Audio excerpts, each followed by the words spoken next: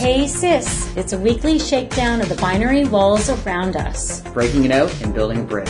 Checking our biases with empathy and humility and questioning the status quo. It's about building allyship that is intentional and confident. Was created by survivors.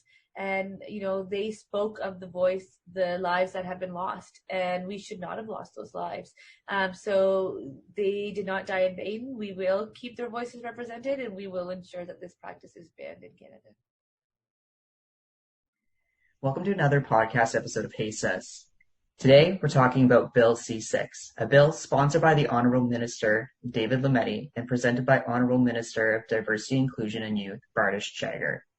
Bill C-6 passed on its second reading on October 28 and is an act to amend the criminal code to ban conversion therapy once and for all across Canada.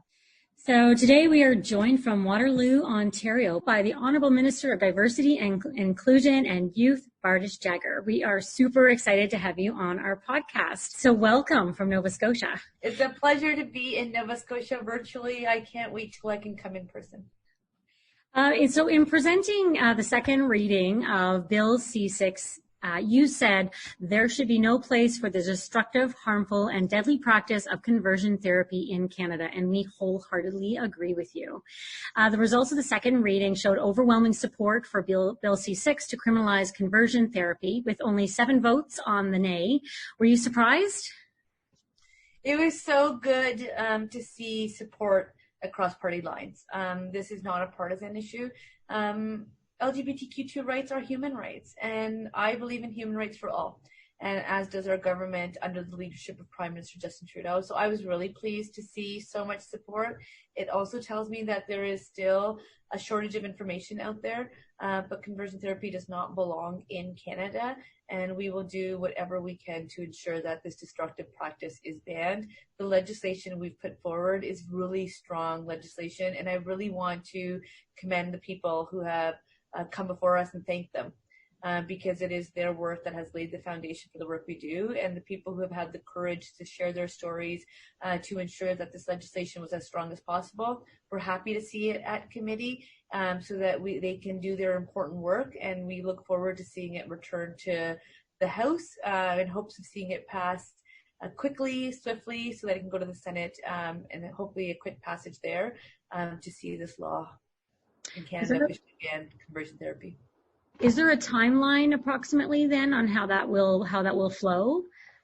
The committee does its work. So we were able to get it reintroduced into the House of Commons really quickly.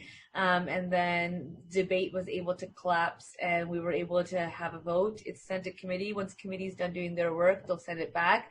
And I'll be working closely with the government House leader to see it be called for the debate and hopefully a quick vote. Hopefully. So keep doing what you're doing, everyone listening. Keep calling your MPs. Keep holding the government to account so that we keep it moving as quickly as possible. Well, Isaac and I are both volunteers with PFLAG Canada, and I know they have been a huge support of this bill, and the chapter leaders across Canada, coast to coast, are super excited about it as well. They have, and I really appreciated the letter that they were able to write to myself, and I believe the Minister of Justice as well. So thank you for having your voice heard and your position noted. So you made a comment there about education, and during the second reading of this bill, the opposition leader, Aaron O'Toole, said that the Liberal Party is creating a situation that allows people who ask a question about this bill to be shamed into silence or canceled on social media in the age of cancel culture. Why do you think the opposition is teetering around semantics with this? Why the focus on cancel culture and not victims of conversion therapy? So Isaac, that's my focus, and it doesn't really matter what anyone else says. That's going to remain my focus. And I think that's where people need to have these conversations, because the more you get to know the individuals that have been impacted by conversion therapy, I don't want to see another generation just have the hole in themselves that this destructive practice puts in place. People should not have to question their self-worth. For me, they matter and they have a voice, and I'm going to listen to it, and I'm going to fight to ensure that it's represented. This legislation was created by individuals who have undergone this practice and have shared their experiences. To me, it was really powerful. And just understanding that conversion therapy efforts are rooted in the premise that one's sexual orientation, gender identity, and gender expression can and should be changed to a narrow ideal of what is considered natural or normal. Really, like, we want people to be their authentic selves. We want them to be able to contribute. We want individuals to realize their potential. And that's why this conversation at the time, especially of COVID, is so important, because we're recognizing that we have systemic issues. And what we want to do is build back even better and consciously inclusive. And that's why this legislation needs to pass. And for me, I will not play partisan politics on this. I will not play politics with the lives of individuals. So I'll continue keeping my door open. I think committees should do their work. And if we can improve the legislation, great. But what I can tell everyone is that this legislation was created by survivors. And, they spoke of the lives that have been lost, and we should not have lost those lives. So they did not die in vain. We will keep their voices represented, and we will ensure that this practice is banned in Canada. Thank you so much. And I totally agree. Like, I couldn't agree more with you. As a parent of a young trans child who transitioned when he was in elementary school, I think when you talk about the next generation coming up, and it's about having these inclusive conversations and breaking out of people being uncomfortable, which leads to fear. So we have Bill C-6 hopefully coming through. We've got Bill C-16, which is a human right act to prevent against discrimination based on gender expression, gender identity. How can these two bills now help bridge the gap in educating cisgender Canadians on gender identity and inclusion? So our government actually brought forward the capacity fund for LGBTQ serving communities because it really is about by community for community. And I think that's where that education will be made available and provided coast to coast to coast.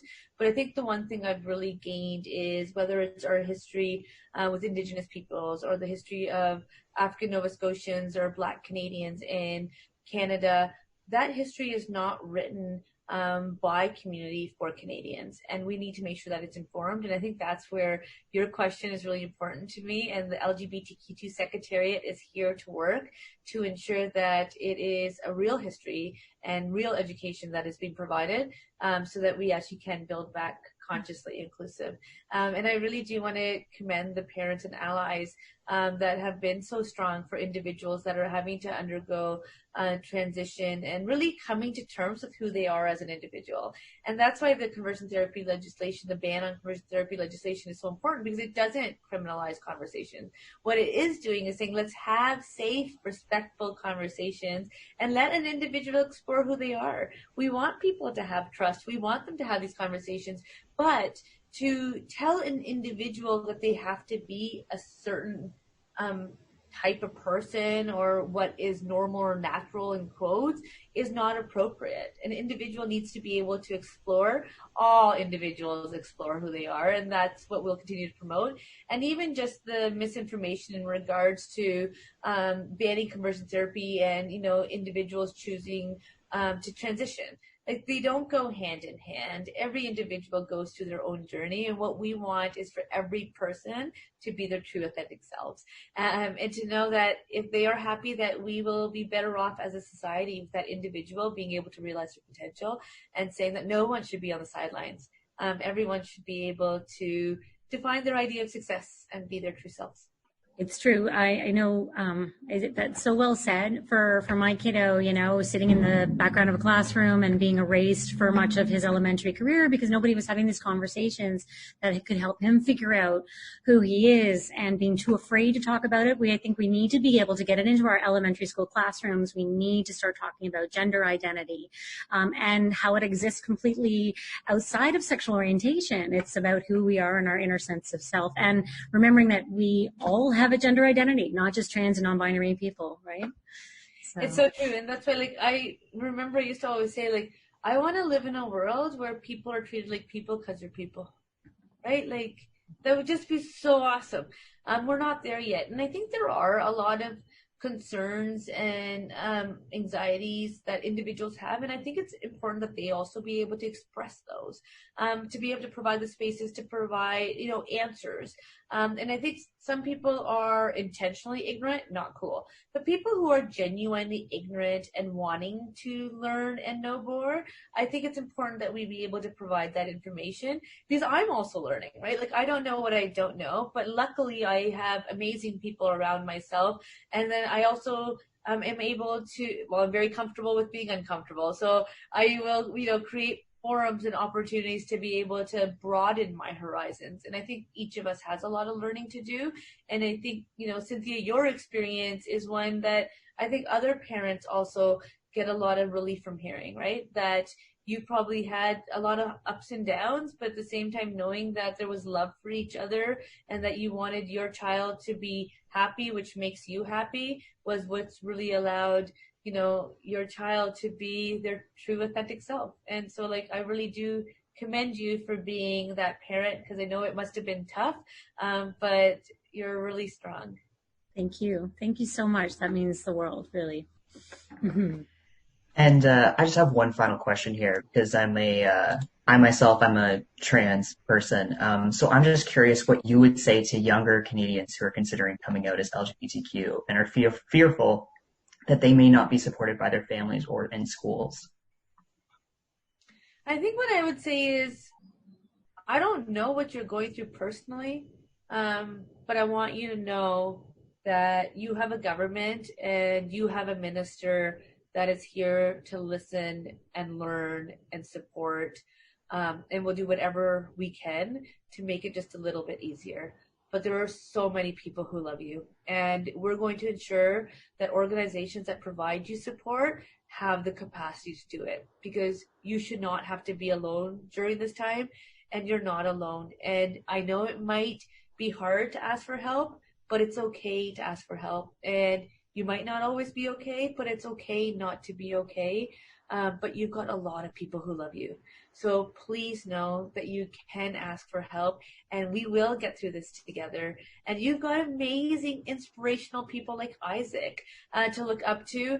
And Isaac, is able to share their story, and it's important that we be able to create those spaces to have those conversations. So explore who you are, get to know who you are, ask those questions, because not only will that strengthen you, it will strengthen all those around you, and we want you to be your true authentic selves. You're perfect the way you are.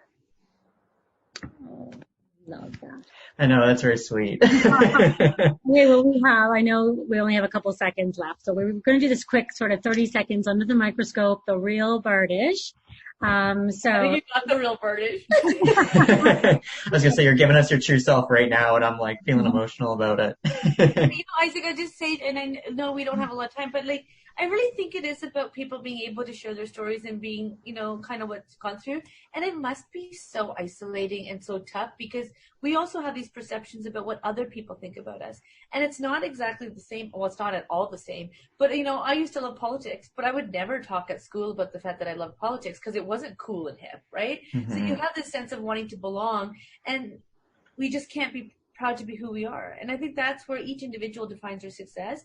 And I think as a society, we have to be happy when people are happy, and like whatever gives them happiness. And I think that's the conversations we also have to have, is not necessarily about just defining little bits and pieces, just allowing each individual to enjoy doing what they do, right? And we do that with kids. If a kid eats dirt, we're like, ew, the kid ate dirt, but you do let them just eat dirt for a minute, right? Like, and you get them through that phase. And I think that's where we just need to be, I think, a little bit more honest with ourselves, because everyone's going through something, and we will get there. Sorry, to your 30 seconds. Thank you for that. Favorite dish? I love my mom's cooking. My mom makes like real food, authentic food, still grinds her spices and so forth. So yeah, anything my mom makes.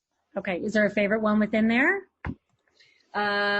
She has these like dried chickpeas, like a chana masala with rice. Love. Sounds good. And what's your favorite way to relax after a long day of work? Chilling with friends. Now virtually. Are you reading? Do you even have time? Are you reading anything now, or do you have a favorite book you want to let us know? My favorite book is The Giving Tree by Shel Silverstein. It's a kid's book. I'm more of like a paper reader, or policies and that kind of stuff. I read laws because I'm cool like that, but I don't usually have a book on the go. Fair enough. Gender expression, because we're always trying to break down, barriers and create education. So where would you say you lay on the spectrum when it comes to gender expression? Would you say, like, when you're not in your business, parliamentary politician side and you're kicking it back on the weekend, how would you present yourself to the world? Just as me. That's where I would leave it. Yeah. I think one thing that I really commend the Prime Minister on is that we've always been able to be our true authentic selves. We've always been reminded never to forget where we come from and to do our work openly and honestly and transparently. I think there is stereotypes that come with elected officials, but we get to express ourselves as we are all the time. Awesome. That's amazing. Thank you so much for doing this. Yeah, thank you for your time. Keep well and safe, everyone. Okay. You too as well. Bye. Bye-bye. Bye.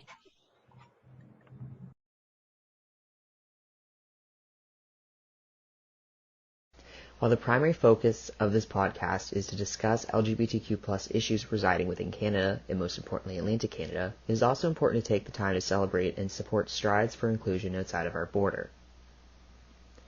As we all know, the United States has been a global focus this year, with many organizations taking a very public stance on extremely important topics such as systematic racism, poverty, LGBTQ rights, and much, much more. With the most recent election results being finalized, it is clear that while 2020 has been an even tougher year for marginalized communities on top of the ongoing pandemic, we can all at least celebrate all the amazing BIPOC and LGBTQ+ political representation that we now have. Cynthia and I want to send her full support and congratulate the following individuals. While we anticipate this list to grow, these are just some of the many names of the new openly LGBTQ+ identifying state officials. First off, the very first transgender person to be elected into office in U.S. history is Sarah McBride in Delaware. Then we have Stephanie Byers, who is the first transgender person to be elected in the office into Kansas. Maureen Turner, who is the first non-binary and first Muslim person in U.S. history to be elected into Oklahoma. We have Taylor Smalls, who is the first transgender person to be elected in Vermont.